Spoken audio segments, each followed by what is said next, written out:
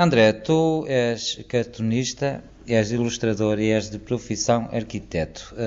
Podemos falar da ilustração, do cartunismo, que começaste já em 1987, tinhas tu 7 anos e fizeste um trabalho onde acabaste por entrar na televisão e receber até um prémio com este trabalho. Gostava que falasses como é que aos 7 anos já consegues ganhar um prémio de repercussão nacional. Bom, eu sempre gostei do desenho, o desenho tem-me acompanhado sempre desde os 4, 5 anos, ou seja, nem me lembro da minha existência sem esta característica de desenhar quase obsessivamente.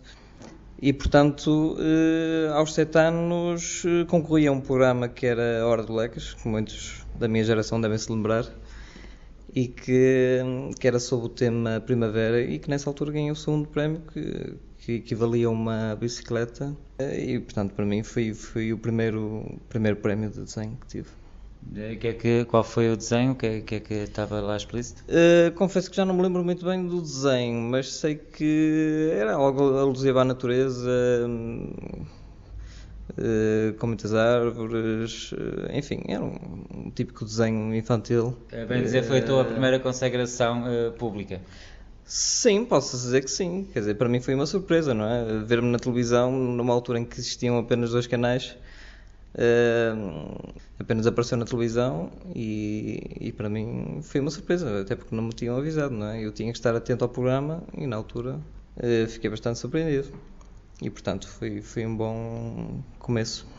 Para um miúdo de 7 anos, imagino deve ter sido uma euforia. Sim. Depois, parado não estiveste, com certeza, mas no teu currículo aparece aos 15 anos, em 95, vencedor do concurso Olho Verde da revista Límia e em paralelo também nessa idade, colaboração como cartunista no jornal Alto Minho. Sim. Isso foi um género de uma consagração pelo trabalho que tinhas vindo a desenvolver e um valor que atribuíram a esse trabalho? Sim, a revista Límia era uma revista extinta neste momento, mas que era uma revista bastante interessante. Porque também em simultâneo também fizeste uma exposição individual de desenho e pintura na Galeria Municipal de Ponte Lima. Sim, na altura a Galeria Municipal era por baixo da Turiave, era aí a Galeria Municipal.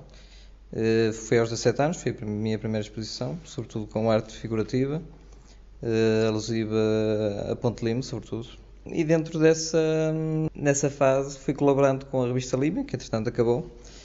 Eles, entretanto, nessa altura tinham lançado um concurso chamado Olho Verde, também alusivo a Ponte Lima e à forma de olhar Ponte Lima de uma forma mais ecológica. E na altura também ganhei esse prémio. Entretanto, fui colaborando também com a revista Límia, enquanto existiu. Em 97 comecei a colaborar no Jornal Alto Minho como cartunista e ainda hoje de vez em quando ainda faço alguns trabalhos para o jornal. Não é que me sinta muito revisto na arte do cartunismo, mas enfim, tem a ver com o desenho aliado ao humor, à sátira, à crítica de certa forma mordaz, pode ser ou não, mas é a forma de fazer um tipo de desenho ligado ao humor que pode resultar bem. E nesse seguimento até acabei por ser selecionado para o Porto Cartoon, que é a exposição mais consagrada em Portugal no que diz respeito à arte do cartunismo. Isto foi em 2008, se não me engano. Fui selecionado com 2 dos cartoons. Mas não é que seja... Dentro da ilustração não é o tema que mais me sinto revisto. É mesmo a arte figurativa? Sim, quer dizer, eu por acaso... A arte figurativa, para quem não está a ver bem o que é a arte figurativa é... No fundo é desenhar o que vemos, ou seja, o real. Neste momento já, numa primeira fase, de facto isso aconteceu, mas neste momento, por acaso, eu gosto de me libertar um pouco da realidade e os meus desenhos acabam muito por aliar a arquitetura, o desenho da cidade, mas de uma forma muito, muito surreal, muito tentar escapar um pouco à realidade, fazer sonhar as pessoas com um mundo diferente. acaba por ser até um pouco ficção científica, quer dizer. Tu até trabalhas muito com o retrato de Ponte de Lima. Sim, E através desse trabalho conseguiste também elaborar um cartaz de Feiras Novas sim, muito original, onde Ponte de Lima está encaixada dentro de uma caixinha de música. Sim, esta ideia de comprimir tudo o que é essencial numa cidade num pequeno objeto é algo que me interessa bastante e, portanto, o cartaz das Feiras Novas surgiu no seguimento de um desenho que já tinha feito para o jornal Alto Minho, que era uma caixa de música, que ainda hoje corre muito pela internet, uma caixa de música em que se abre e era alusiva às Feiras Novas, ou seja, a ideia era que, no fundo, Ponte Lima é uma pequena vila muito comprimida ali naquela caixa, com um ar muito infantil e que no fundo tudo se passa naquele pequeno perímetro, naquele pequeno objeto. E nesse seguimento depois fui convidado para fazer o cartaz das Feiras Novas de 2009, um pouco também nessa ideia, num pedacinho de terra, tentar comprimir ali os principais monumentos, a ponte, o casario, o ambiente de festa, que não é fácil, porque comprimir todo o espírito da festa num só desenho não é muito fácil, mas na altura a reação foi bastante positiva. Entretanto, há outros cartazes que já foram fixados e que toda a gente teve a oportunidade de ver. Podemos falar em cartaz, por exemplo, no logótipo do Ruarte. Sim, no logotipo do Ruarte. É um caso, o logotipo do Ruarte vem muito da colaboração com a professora Filomena Palma, que me convidou para integrar o Engenheiros Diabo como cenógrafo e designer de cartaz e de logotipos para os eventos que eles fazem, mas também outro tipo de cartazes, quer dizer, por exemplo na Cal, não é? Como sócio fundador, tenho feito bastantes cartazes, sobretudo no mercado das artes, e não só, qualquer evento que seja necessário, faço o meu papel de designer e é algo que me dá bastante gozo. Normalmente com um desenho meu, sempre com a mesma linha. Eu julgo que as pessoas já interiorizaram um pouco qual é que é o meu estilo, qual é que é a minha praia, não é? Onde me sinto confortável a desenhar. E de facto tem muito a ver com esta ideia da cidade, um olhar do arquiteto, mas tentar desvirtuar, fragmentar as cidades, no fundo reinventar uma cidade dentro de uma pequena folha A3 ou A4, tentar comprimir todo esse sentido. Entretanto, também podemos falar em 2008 a participação com desenhos no genérico do programa Público Imobiliário, uma parceria entre a estação RTPN, de televisão, e o Jornal Público. Como é que também conseguiste chegar a este patamar? Sim, isso foi um convite de uma amiga que era seguidora do blog A Persistência de Traços e gostava bastante dos meus desenhos, sobretudo daqueles desenhos muito, muito simples que fazia da cidade, apenas com caneta preta. Nós treinámos muito isso no curso de arquitetura. O curso de arquitetura em Portugal é muito, muito baseado no desenho, eles dão um grande enfoque ao ensino do desenho e, portanto, é algo que saímos de curso com um grande traquejo em desenhar com poucas linhas, conseguir representar tudo e, portanto, esta coisa de ter um traço muito incisivo, muito seguro e um traço que de certa forma acaba por ser muito pessoal, acabou por chamar a atenção de uma amiga minha que trabalhava numa empresa chamada Farol de Ideias e que fazia genéricos para programas televisivos e portanto ela conseguiu pegar nos meus desenhos e fazer um genérico em que os próprios separadores do programa eram feitos com os desenhos e sobretudo desenhos daqui de Ponte Lima. Ainda hoje é possível ver que, por exemplo, a frente de Ribeirinha está representada. Aqui a Câmara Municipal também está representada lá. O que é preciso estar atento ao genérico. Neste momento o programa já acabou, mas é possível ver o genérico na internet. Mas é possível ver o genérico na... Ponte Lima é um bom mote inspirador para desenhar. Achas que se conseguem sacar desenhos muito bem conseguidos com Ponte Lima? Sem dúvida, sem dúvida. Quer dizer, eu passei bastante tempo a desenhar Coimbra, que era a minha cidade universitária, não é? Mas de facto Ponte Lima sempre foi uma fonte de inspiração. Ponte Lima tem um património notável um centro histórico muito bem preservado e, portanto, tem uma identidade muito marcada, com a sua ponte, com uma imagem muito singular e, portanto, é sem dúvida um bom objeto de trabalho. Porque é que decidiste, claro que tem a ver, até que a arquitetura é uma arte, tem a ver porque é que decidiste entrar para a arquitetura e como é que foi a tua vida de estudante, porque também em Coimbra também desenvolveste lá alguns trabalhos. Sim. Eu, por acaso, fui para a arquitetura sem saber muito bem como é que era a disciplina da arquitetura. Normalmente, na minha geração, quem desenhava bem costumava-se dizer que ia para a arquitetura e não propriamente para artes plásticas, ou seja, parece que havia um certo, como é que eu ia dizer, Uma certa ligação entre a arquitetura e a arte. Mas eu não conseguia compreender muito bem o facto de eu desenhar bem e dizerem que eu se calhar ia ser arquiteto. Porque a relação não é muito direta. Não é muito direta. Só depois é que percebi essa relação, quando entrei no curso. Mas inicialmente não se encarava a ida para artes plásticas como uma opção de vida. Hoje em dia vejo vários jovens limianos com grande pretensão para as artes plásticas e acho que terão um futuro promissor dentro das artes plásticas. E acho que foi uma atitude bastante corajosa. Naquele momento, nem a nossa escola secundária estava muito preparada para encarar esse tipo de alunos com propensões para a arte. E, portanto, o curso de arte acabava por ser um curso um bocadinho mais técnico e muito mais ligado à arquitetura ou à representação técnica do desenho. Mas acho que foi algo que fui interiorizando até aos 18 anos, que ia ser arquiteto. E, portanto, entrei para a arquitetura, mas as expectativas foram positivas.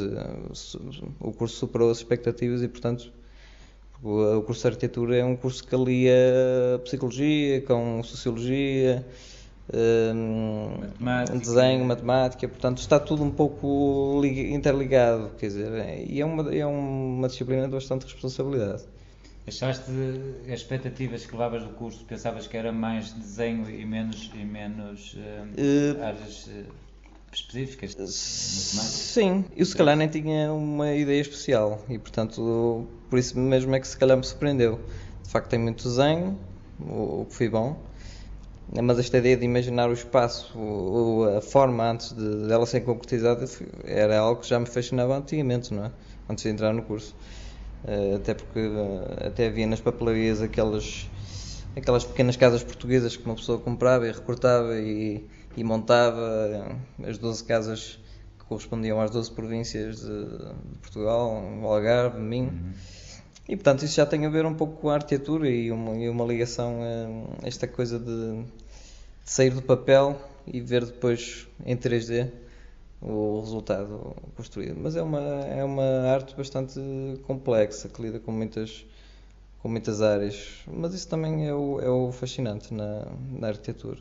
Por outro lado, como é uma disciplina muito burocrática, não é? Porque lida com câmaras municipais, com várias entidades, e, portanto, muitas vezes o que os arquitetos querem construir ou que têm em mente nem sempre é possível, quer dizer, há cedências de área e parte e, portanto, a ilustração acaba por ser a fuga, é essa burocracia toda, onde eu posso criar e imaginar cidades completamente inusitadas e cidades fantásticas quase. Tiveste facilidade em cumprir os objetivos do curso? Sim, o curso para mim foi bastante... Um bom aluno? Sim, considero que sim. O curso, apesar de dizerem que é bastante difícil, e de facto é bastante trabalhoso, com muitas diretas, com muito trabalho pelo meio, mas cumpri o curso com alguma facilidade e tive tempo para mim, criei o blog A Persistência de Traço na altura, desenhava muito a cidade de Coimbra, ou seja... Também conseguiste um prémio em 2002, o segundo prémio, num concurso de desenho organizado pela Reitoria da Universidade de Coimbra. Sim, a Reitoria da Universidade de Coimbra fazia todos os anos um concurso de desenho e a terminar a altura também ganhei esse concurso. E logo a seguir outro, também um terceiro prémio. Exatamente, um terceiro prémio. Da Engenharia Civil. Isso aí até tinha a ver com cartoons. É um currículo já bastante longo, claro que ainda és muito novo, tens muito para continuar. Recordações de Coimbra são boas? Tens alguma história de Coimbra que tem a ver com esta área que gostasses de comentar? As recordações estão boas, quer dizer, aquelas tardes passadas Não é? na tarde. Sim, no fundo, Coimbra acaba por ser o paraíso de qualquer estudante, porque de facto é uma cidade moldada para o estudante, quer dizer, é uma cidade que sem estudante não faz sentido, quer dizer, é uma cidade que, se formos lá em agosto, no tempo de férias, a cidade parece que não funciona, quer dizer, não.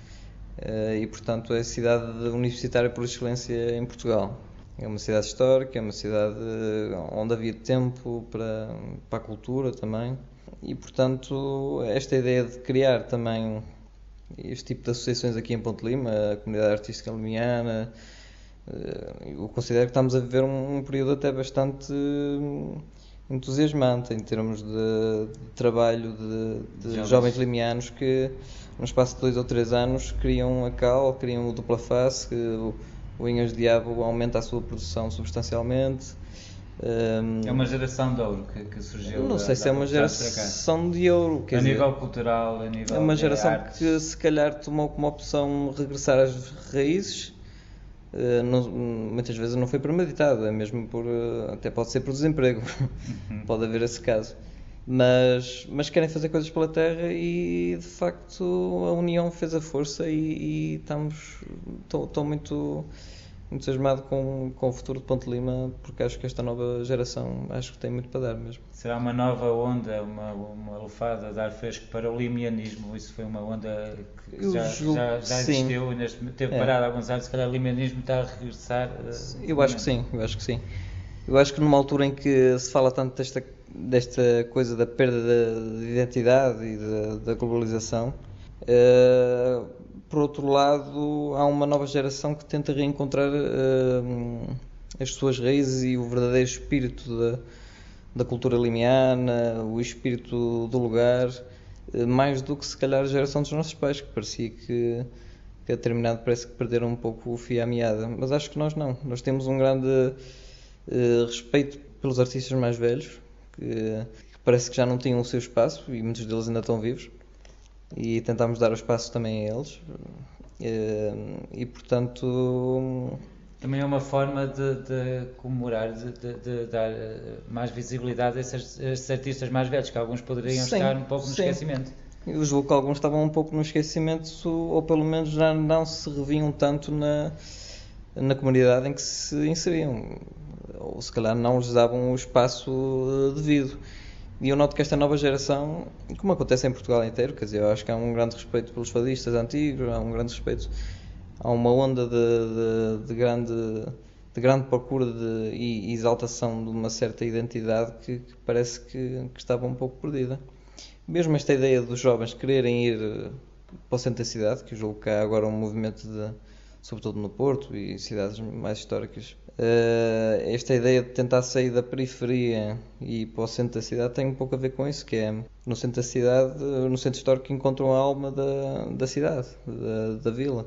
Isso acontece muito aqui em Ponte Lima, assim como no Porto.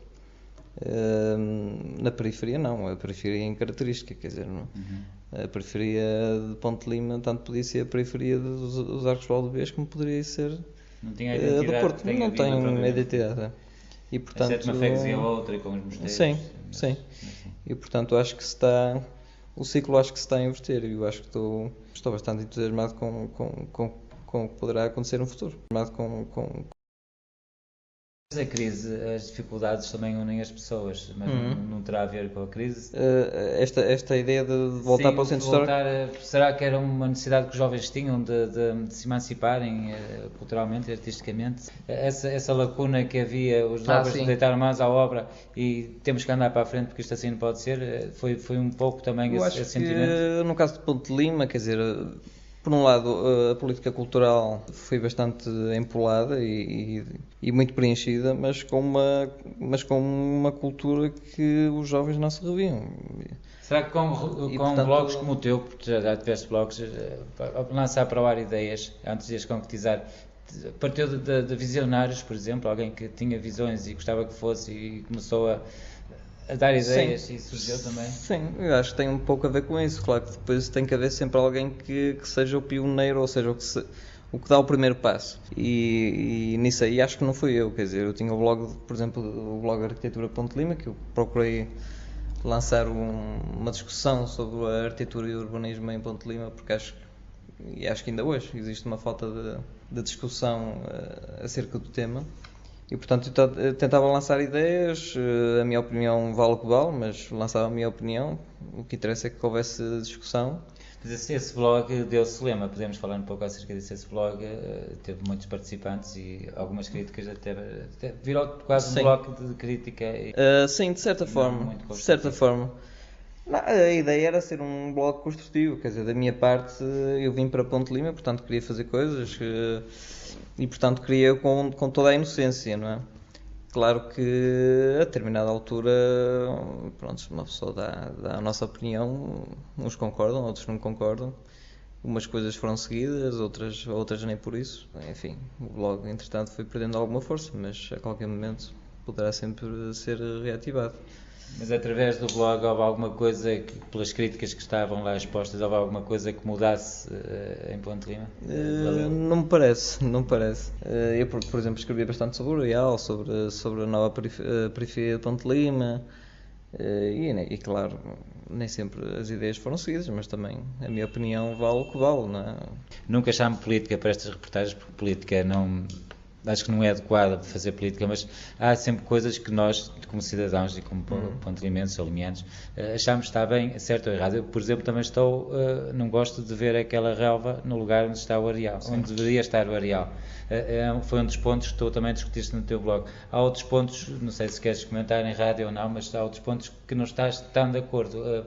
Podes revelar algum? Sim, uma delas era a questão do Areal, mas isso é perfeitamente público, não é? Eu escrevi bastante sobre o Areal mesmo antes de qualquer intervenção ter sido feita lá. E portanto o Areal acho que era um espaço fantástico, era um elemento natural singular, muito identitário do Ponte de Lima.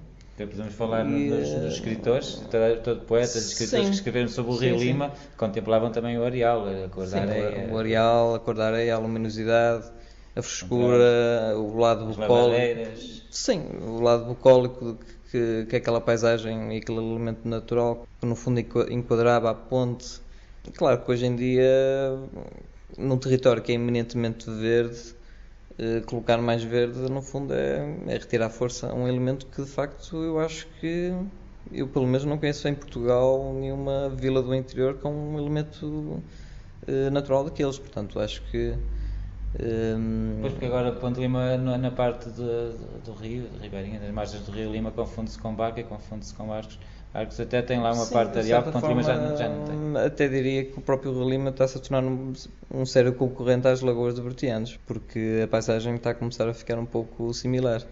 E portanto o areal introduzia a diferença, introduzia variedade paisagística e portanto... Mas também diziam que hoje em dia já não era Sim, é prato verdade nem que- execuível, o areal manteve-se como se manteve até os e é dias de hoje. verdade que o Rio Lima teve alterações significativas, desde Ponta Barca Tudo começou com até as Viana do estações de Castelo. areias, Hoje em a dia barragem do Limão. a areia praticamente desapareceu do Rio Lima, isso é uma verdade.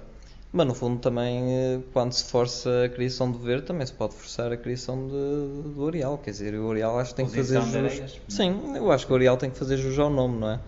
Porque será muito difícil explicar aos nossos filhos que aquele espaço de facto foi um dia um areal. E acho que isso é das coisas que se perdeu. E por isso é que eu gosto de colocar de vez em quando algumas fotografias antigas, um pouco para tentar recuperar e as pessoas perceberem o espírito do lugar. Quer dizer, isso acho que é importante perceber. Até que o contraste da ponte com o areal era diferente também. Sim, era completamente diferente. Outras coisas que achas que, não digo que se fizessem mal ou bem, mas que estão mal e que se calhar podiam ser melhoradas, não era preciso um orçamento assim tão grande para concretizar esse objetivo. Ponte Lima é uma vila relativamente qualificada, mais do que... Mas há para aqui umas casas muito próximas aqui sim. até do teu escritório que não tem nada a ver, né, com o enquadramento Sim.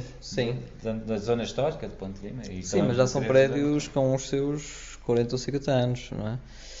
Isso foi uma fase em que de facto se demoliram algumas habitações que tinham algum interesse para se construírem outros Mas enfim, era um sinal de modernidade na altura e as pessoas até encaravam isso como um sinal de progresso. E neste momento achas aceitável dentro da paisagística urbana?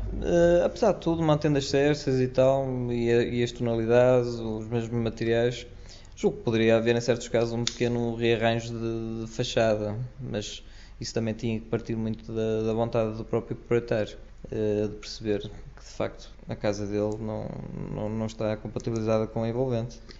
Mas de resto acho que Ponte Lima está praticamente acabada, quer dizer, em termos de revitalização do espaço urbano e do centro histórico em especial, é um produto acabado. Neste momento, se calhar, tem que se começar a preocupar até mais com a envolvente, que é onde vivem a maior parte dos limianos neste momento. E no fundo fez-se uma periferia que vive muito a partir para servir o centro histórico, no fundo, mas no fundo a maior parte dos serviços foram para a Zona Nova e, portanto, hoje vemos as escolas que têm uma grande força, são muitas pessoas, muitos limianos a viverem na parte nova e o centro histórico a ser encarado como uma espécie de monumento único, fechado em si mesmo. E acho que era preciso criar sinergias entre o centro histórico e a Zona Nova. Por exemplo, com uma cidade de futuro tem que pensar sempre em transportes alternativos, criar ciclovias e de facto Ponte Lima tem ciclovias, que é bestial, quer dizer, a ciclovia das margens de Lima é um projeto notável. Mas de facto essa ciclovia se calhar deveria invadir o centro histórico e a Zona Nova, de forma a criar uma rede de transporte alternativo que pudesse servir toda a vila, assim como corredores verdes pudessem invadir também a Zona Nova, não é? Ponte Lima tem uma grande concentração de jardins na zona das margens, mas de facto na Zona Nova nota-se essa falta de espaços verdes. Não é o caso pior, não é? Porque a vila também não tem uma escala em que a periferia tem um ar como Massamá ou Braga, não é? São escalas completamente diferentes. São mais controláveis, mas acho que existe algum trabalho a fazer na Zona Nova, de colmatação e de cozedura de espaços, e de cozedura. E nas margens do Lima, através da internet, Facebook ou do teu blog, podemos ver projetos teus que se enquadram muito bem nas margens do Lima. Queres falar o que é que era possível fazer de diferente daquilo que já está feito? Enfim, eu na altura enviei a minha proposta e apresentei a minha proposta ao Executivo. Eu acho que os arquitetos nas suas terras têm que ter determinados atos de cidadania e acho que deveriam dedicar uma parte do seu tempo para criar projetos que pudessem ser vistos pelo Executivo ou pela população e criar discussão, quer dizer, mesmo que seja a título pessoal e sem custos para o Executivo, apresentar estudos prévios. E isso foi o que eu fiz na altura. Apresentei um projeto para as margens do Lima, sobretudo para a zona da Ponte Nossa Senhora da Guia, que tinha a ver também com esta ideia de revitalização de uma praia fluvial, que com o desaparecimento da areia, obviamente, ficou um pouco condicionada e portanto a ideia era fazer com poucos elementos, tentar dar qualidade a uma praia fluvial digna e que Ponte Lima perdeu nos últimos 15 anos, não é? Eu lembro de com 15 anos ir para a praia e passar os 3 meses de férias praticamente no Rio, não é? Hoje em dia é um pouco difícil, quer dizer, não... Também as condições de salubridade da água muita coisa mudou e não é culpa de Ponte Lima. O Rio Lima, as suas condições mudaram drasticamente, quer dizer, a qualidade das águas, desde Lindoso até aqui, até Viana, mudaram drasticamente e isso fez com que proliferasse algumas espécies vegetais que não eram normais há 20 anos. E, portanto, é preciso lidar com isso, não é? Mas há outras coisas que poderiam ser forçadas, não é? A reposição de areia era uma delas. Portanto, eu acho que como arquiteto limiano tenho tentado fazer algum trabalho em prol da comunidade, quer dizer, como um ato de cidadania que não me impõe, mas tenho todo o gosto em fazer. Assim como fiz para a APEL, o Centro de Atividades Ocupacionais, e fiz com todo o gosto, até porque é um equipamento que não só pelo seu propósito, mas também pela sua necessidade a acolher pessoas com multideficiência, eu acho que será um equipamento de referência a nível distrital. A APEL, esse projeto que fizeste está situado do outro lado da ponte? Sim, é na antiga Escola da Freiraria e, portanto, houve ali um reaproveitamento da estrutura antiga da escola, com uma ampliação de forma a cumprir com os objetivos previstos num centro de atividades ocupacionais. O edifício original não tinha espaço suficiente para cumprir todos os compartimentos exigidos pela Segurança Social e está neste momento em execução e espero para o ano estar em funcionamento. Acho que vai ser um equipamento de referência aqui em Ponte Lima. Concluíste o curso em Coimbra, foste estagiar com o arquiteto José Fernando Gonçalves, que é do Porto. Durante quanto tempo foi o estágio e o que é que absorveste desse arquiteto? Se achaste que foi um bom mentor, um bom mestre? Eu acho que foi um bom mentor, quer dizer, ele já tinha sido meu professor universitário, portanto já me conhecia. Na altura fui estagiar, em 2005 até 2008, estive cerca de 2 anos e meio, julgo eu. E aprendi bastante com ele, quer dizer, eu acho que em termos profissionais, mesmo o que faço hoje, são feitos segundo as regras com que ele se regia, portanto, de facto tenho que prestar essa homenagem a ele porque ainda hoje uso os princípios básicos da minha arquitetura, passam muito pela arquitetura que ele fazia. Depois tem outras referências, obviamente, pessoais. Quem é o teu arquiteto de eleição que mais admiras? Bom, se for internacional, é o Le Corbusier, que é um mestre de praticamente toda a arquitetura moderna e de facto tem uma obra notável e praticamente fez tudo, quer dizer, e numa altura em que o botão ainda não era ainda estava a dar os primeiros passos e portanto. Uma obra de referência dele? O Bloco de Marselha, por exemplo, mas ele tem várias. O Gaudí toda a gente consagra o Gaudí, mas por ser abstrato. Sim, mas é um caso à parte, quer dizer, eu particularmente gosto, mas percebo que é uma arquitetura não repetível, ou seja, não... Mas bebes alguma coisa do Gaudí nas tuas obras? É difícil porque ele é um arquiteto muito pessoal, quer dizer, e nem sempre se rege pelos princípios do modernismo. Ele até acaba por ser um arquiteto um pouco gótico. A própria Sagrada Família, apesar de ser feita em betão e tal, mas não só olha para a igreja e, apesar de ter sido feita no século XX, é uma igreja gótica, quer dizer, poderia muito bem ter sido feita no século XVI. Mas é um arquiteto bastante interessante. E agora em Portugal temos dois de referência, sim, há mais, dois de com referência. certeza, mas os mais sonantes arquitetos Cisa Vieira e Souto Moura, sim, estão juntos. Esses são referências incontornáveis, de facto. Os dois com arquiteturas completamente diferentes. Eu acho que o Cisa é mais talentoso do que o Souto Moura, até porque é muito difícil. Ele formalmente, de facto, no tratamento da forma é genial e é muito coerente. É um arquiteto que tem uma obra que não é incorruptível, quer dizer, ele segue aquela linha e sobretudo tem a capacidade de aos 70 anos, ou quase 80 anos, continuar a surpreender-nos de vez em quando dá umas reviravoltas na arquitetura dele que quando parecíamos que ele já estava um pouco repetitivo, ele próprio tem a capacidade de perceber isso e surpreende. E o Souto Moura também é um arquiteto notável. São dois arquitetos, de facto. Que é pena, agora com esta crise na arquitetura, não terem tanto trabalho, sobretudo o arquiteto Álvaro Siza, que obviamente já tem uma certa idade, e é pena não termos, o país não ter oportunidades para conseguir dar mais obras, sobretudo ao arquiteto Álvaro Siza. Cada arquiteto tem um estilo próprio, tem um traço pessoal. Pode-se identificar a obra de um arquiteto, alguém que perceba um pouco de arquitetura, ver uma obra sem dizer quem é, dizer, olha, esta obra é de André Rocha, neste caso. E já agora o teu traço, aquilo que gostas, o traço que tu utilizas, as obras já que concretizaste e identificá-las, para quem ouvir, ficar a conhecer um pouco do teu trabalho. Bom, aqui em Ponte Lima, enfim, tenho feito algumas moradias em Fontão, tenho algum trabalho no Porto.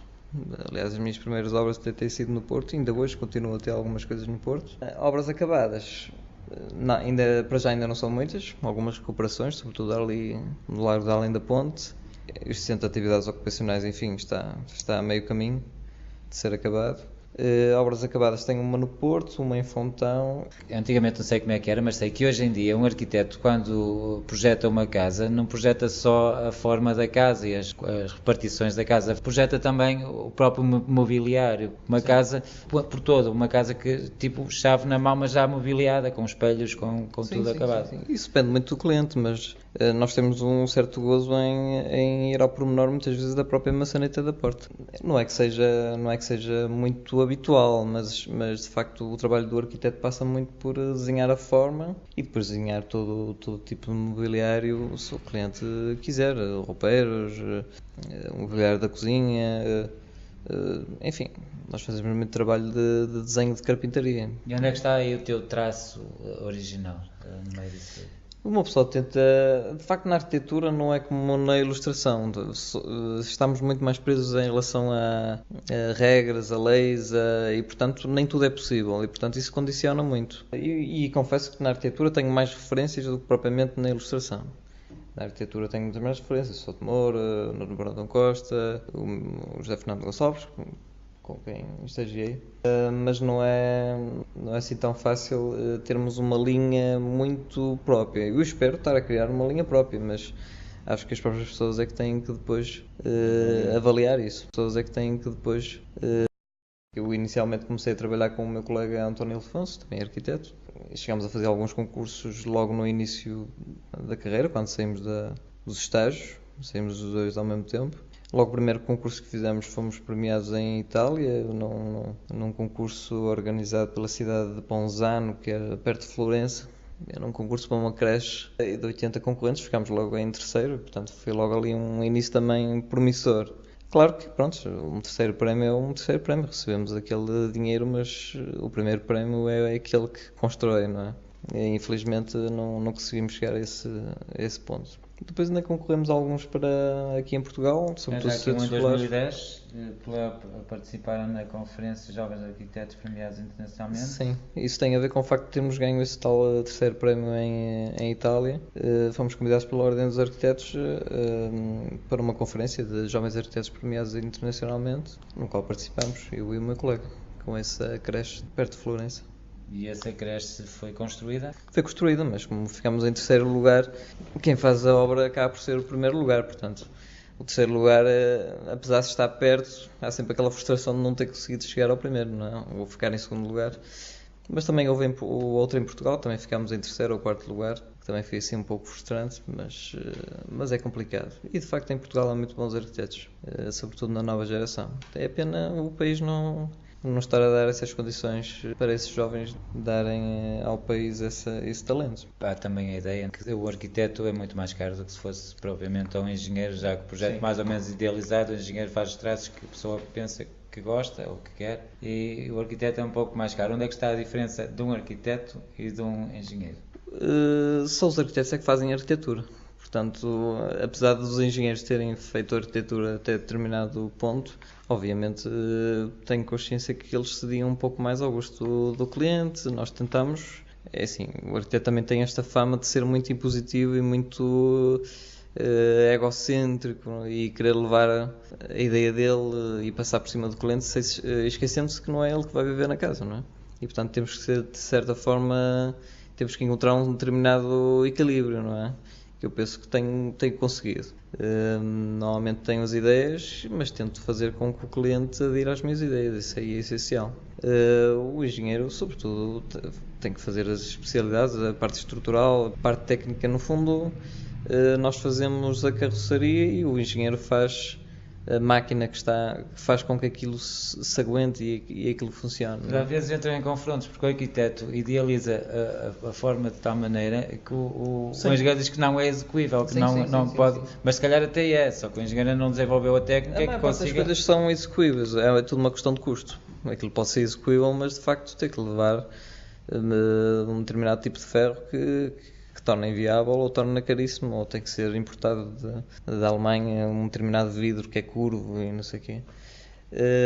E portanto, mas apesar de tudo tem havido um certo bom senso, quer dizer, eu quando faço os meus projetos, e acho que outros arquitetos também, temos alguma noção de quando é que estamos a abusar estruturalmente. Tipo, bom, aqui há um ponto que tenho que falar com o engenheiro, porque poderá não ser possível. Mas há um certo instinto de quando a estrutura pode ou não aguentar. Uma pessoa fica a ganhar no produto final, na casa feita, se contratar um arquiteto, embora pague mais dinheiro pelo projeto, do que se contratar outra pessoa qualquer que lhe concretize normalmente um engenheiro, não é? Eu vou ter que defender sempre o arquiteto. Claro, mas normalmente... Eu acho que sim, eu acho que a longo prazo, em termos espaciais, o arquiteto tem uma forma de pensar a compartimentação de uma forma completamente do engenheiro, até porque ele não tem essa formação, não é? A orientação solar é um puzzle bastante complexo em que se tem que ter uma forma interessante, pode ser discutível, obviamente, há pessoas que gostam, outras pessoas que não gostam, mas ter espaços interiores interessantes, com uma boa mecânica de circulação, e portanto é um puzzle muito complexo. Depois há os custos também, que de facto muitas vezes uma pessoa quer um determinado material, ou tinha imaginado determinado material, mas à última hora temos que rever, e portanto é um puzzle muito complexo, mas que o cliente no final, pelo menos pela minha experiência, tem ficado satisfeito, e acho que é uma mais-valia, sem dúvida, tanto para a cidade como para o cliente, não é? Porque quando fazemos uma casa para o cliente, também os próprios vizinhos vão ter que encarar aquela casa todos os dias, quer dizer, e portanto não pode ser agressiva. Não pode ser agressiva de tal forma, exatamente. Se estiver no meio de uma cidade, uma pessoa que vai para o trabalho todos os dias, depois tem que encarar sempre aquele prédio que está ali naquela esquina, que não é propriamente do gosto dele. E portanto as coisas têm que ser um pouco silenciosas.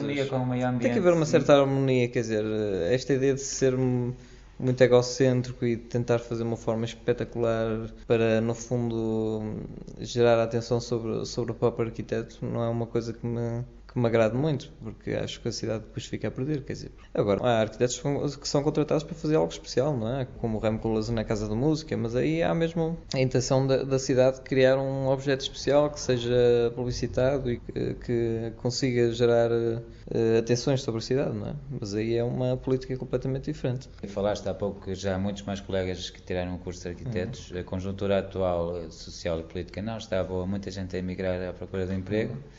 Alta taxa de desemprego em Portugal, os arquitetos com certeza também estão a ser muito afetados com a falta de trabalho, até porque já a construção praticamente está parada. Como é que será o futuro para um arquiteto? Neste momento a solução mais confortável é sempre emigrar. É a solução mais fácil e que resolve grande parte dos problemas, na minha opinião. Os que ficarem aqui em Portugal, no fundo, têm que se aperceber que nem todos vão conseguir fazer arquitetura. Não há espaço para... Houve um grande boom de arquitetos em Portugal, comparado com a escala do país, que também não aguenta que todos consigam fazer arquitetura.